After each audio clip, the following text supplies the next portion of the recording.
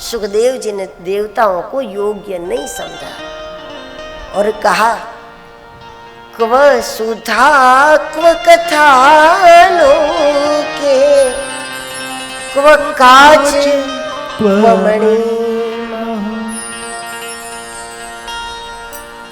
कहाँ अमृत और कहाँ कथा। वास्तव में कथा ही अमृत है, सुखदेव जी ही अमृत है, सदगुरु ही अमृत है। लेकिन सुखदेव जी ने व्यंग किया है कि मेरे पास तो कथा है, अमृत नहीं है। और कहाँ अमृत और कहाँ कथा। वास्तव में कथा ही अमृत है। देवता उनके वैभवों को अमृत समझते हैं, क्षय होने वाले पदार्थ को अक्षय समझते हैं। कई बार लोग कहते हैं ना कि बस इतना इतना इतना, कुछ मन में गणित होता है, भाई इतना हो जाए, इतना मिल जाए तो बस फिर कुछ नहीं चाहिए, फिर कुछ नहीं चाहिए।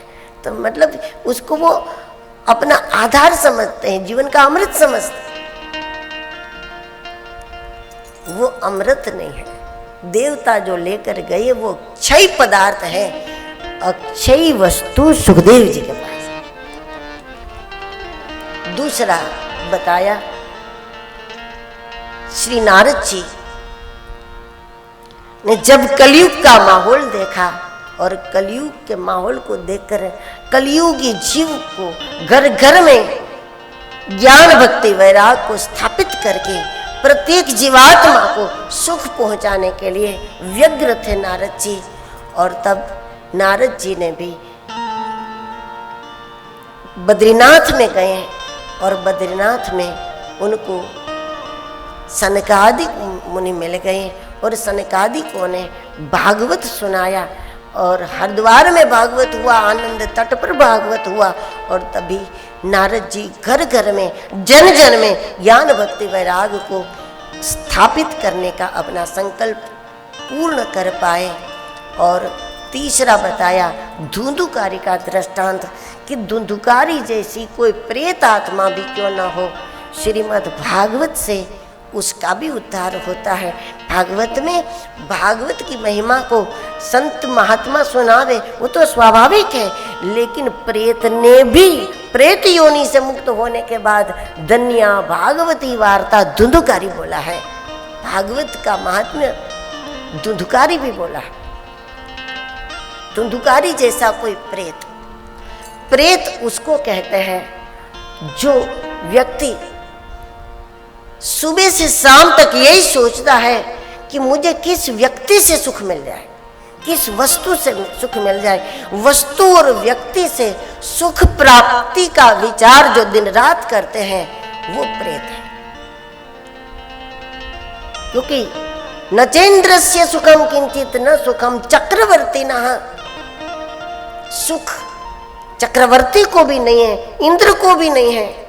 सुख मस्ती विरक्तस्य, जो वस्तु के आधार से सुखी होना चाहता है वो सुख नहीं है। वास्तविक सुख का रूप है जो किसी आधार से न मिलता हो, वो सुख है। सुख के लिए किसी माध्यम की आवश्यकता ना हो, वो वास्तविक सुख है। लेकिन जो वस्तु और व्यक्ति से सुख प्राप्ति का उपाय सोचता है सुबह से शाम तक, वो प्रेत है।